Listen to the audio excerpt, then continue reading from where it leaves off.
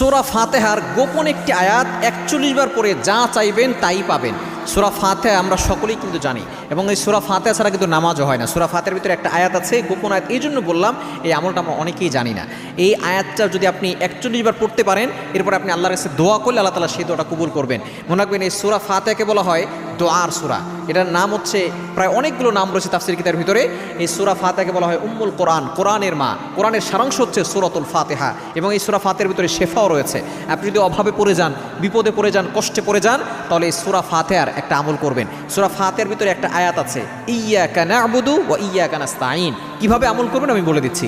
এই আয়াতটা আমরা সকলেই কিন্তু জানি। এর অর্থ হচ্ছে I worship you, I ask you for help. আয় আল্লাহ, তোমার ইবাদত করি, তোমার কাছেই সাহায্য চাই। আপনি যখনই বিপদে পড়ে যাবেন, অভাবে পড়ে যাবেন, কষ্টে পড়ে যাবেন, আপনি অজু করে নামাজে দাঁড়াবেন। 2 রাকাত নামাজ পড়ে এরপরে আপনি বসে আপনি 3 বার দুরূদ শরীফ পড়বেন, 3 বার ইস্তেগফার পড়বেন। এরপর আপনি সূরা ফাতিহার